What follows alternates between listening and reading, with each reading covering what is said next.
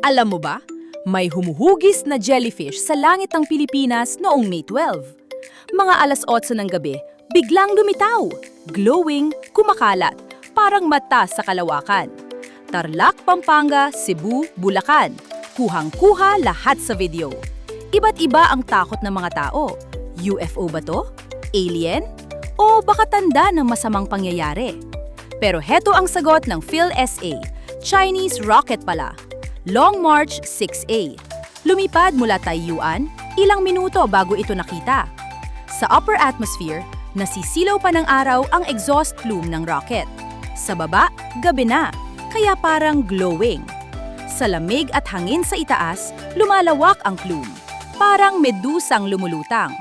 Yan ang space jellyfish. Pero hindi ito unang beses. Noong April 11, may parehong sighting galing sa Jialong 3 rocket ng China. 5 Long March launches nang nakitaan ng Pinas mula 2024. 5 galing lahat sa China. At hindi lang glow ang inaalala.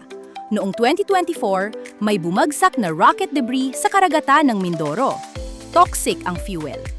Nitong May 11 lang, may bagong warning. Debris sa Bajo de Masinloc, Cabra Island, Busuanga.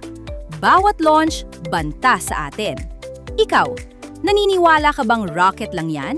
O may itinatago pa ang ibang bansa sa langit natin?